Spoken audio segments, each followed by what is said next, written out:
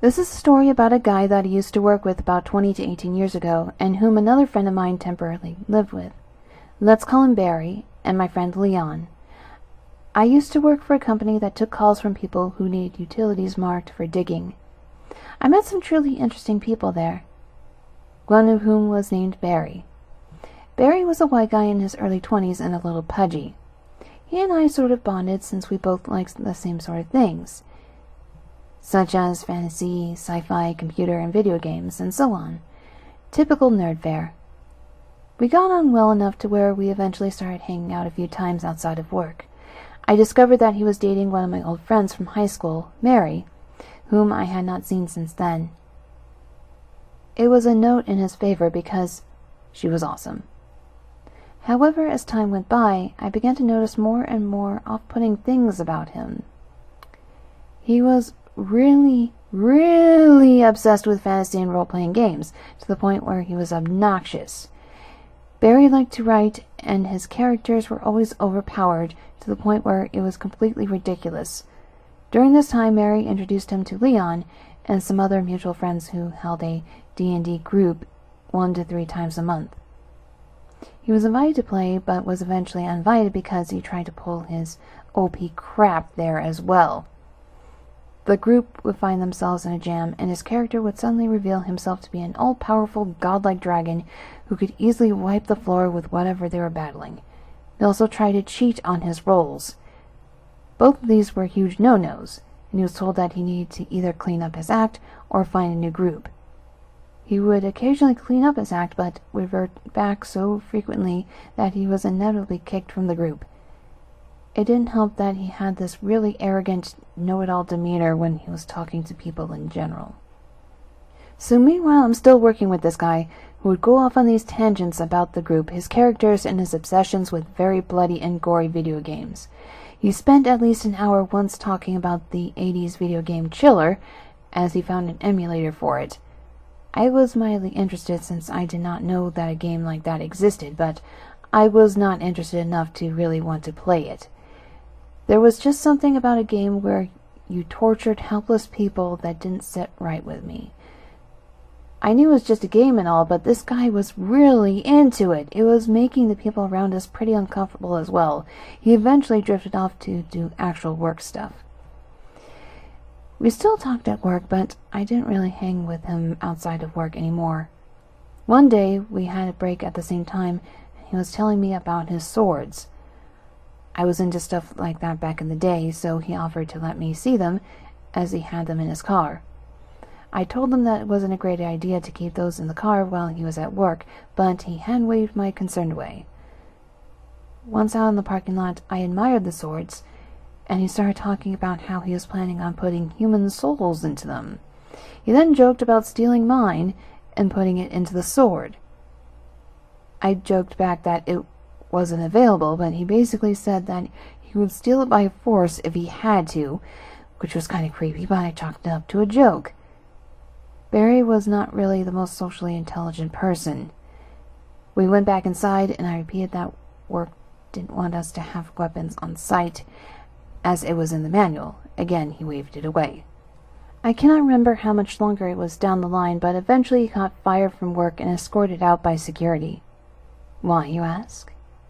Because he got into a verbal tiff with a female manager, and when her back was turned, told one of his coworkers that he wanted to cut her a new smile with his swords, which he had in his car. They searched his car, and sure enough, there were the swords. Barry was not arrested, but this definitely kept him from finding gainful employment for a while. I think he was also in the National Guard, so they kicked him out as well. He also broke up with his girlfriend, who wised up to the fact that she easily deserved better, and since apparently he wasn't that great with her either. About a year later, I discovered that he had moved in with my friend Leon, who had long since wanted to move out from his family's place. His family was great, but he just wanted to be independent. He soon discovered that Barry was a terrible roommate, as he never picked up after himself, never really showered, and was perpetually late on his share of rent and utilities. He also put on a little weight, and would always walk around in dirty, greasy sweatpants. Oh, and there was all of his porn that he'd leave out, which ranged from normal stuff to gay, furry porn that he would always claim that he had as a joke. Everyone said that there wouldn't be anything wrong with him being a gay furry. He just needed to be more honest with himself and stop being a creeper. Leon honestly put up with more of it than he should have, but what finally did it was how Barry treated Leon's female guests. He would always creepily hit on them and try to get fairly close, despite it being very clear that they wanted nothing to do with him, and that they were not here for him. He eventually tried saying that he was the master of all I see, and I'm seeing you right now, to one of them, which was the final straw. Leon moved back in with his family, and Barry had to move back in with his. I think there was a little bit more to how they ended, but for the life of me, I cannot remember it since all of the last paragraph I was told secondhand by Leon. I know that there was more that he never mentioned because mostly he wanted to block it out of his mind. Long post, but I just found this sub and wanted to share my best Neckbeard tale. This happened back when I was in high school, but we had a vampire pack, as they called themselves, of Neckbeard vampires at my high school. I don't mean they just dressed decked out in the tackiest Hot Topic ensemble they could find either. They full-on tried to convince people they were real-life vampires, up to including fucking hissing at people they were mad at. For a group that bragged on and on about how different they were among a flock of sheep, they looked like they came from the same cookie cutter, from patchy beards, unwashed hair, trench coats, fedoras, and those really ugly baggy trip pants with all the chains. Even the single female Neckbeard vampire dressed like them. All of them claimed to have been abandoned their real mortal names, and insisted that they call themselves edgy names like Chaos, Destruction, and my favorite, Shadow Vein. They legit even argue with teachers who call them their real name, like Steve. Whenever you called them out for being able to stand in sunlight or show up in pictures, they would say some dumb shit like, "That's just anti-vampire propaganda pushed by the church and Hollywood." The worst was how disruptive they were in class.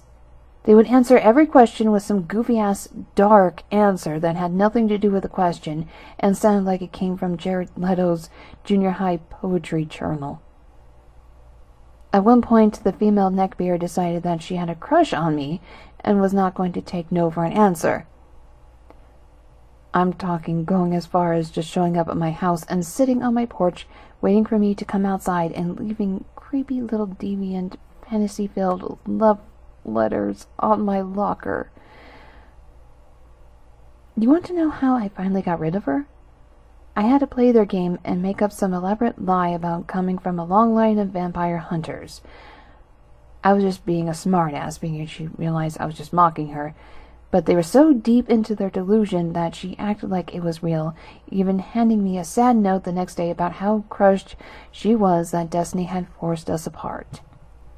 I'd be lying if I said I didn't have the tiniest bullying streak when I was a teen, but I couldn't help myself around these sort of people.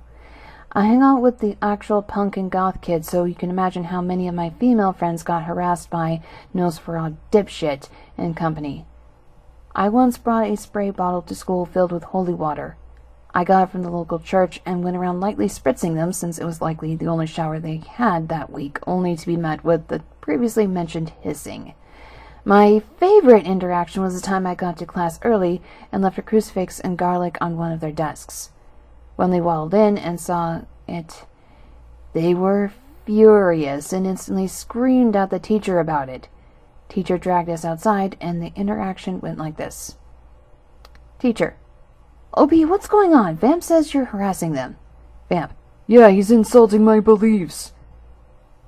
Teacher: "Now, OP, you know we do not tolerate that kind of thing here." Me: "What? That he believes he's a vampire?" Teacher: "Come on, OP, he doesn't be..." Vamp: "Believe? No, I am a vampire." Teacher just stopped dead with an exhausted look on her face.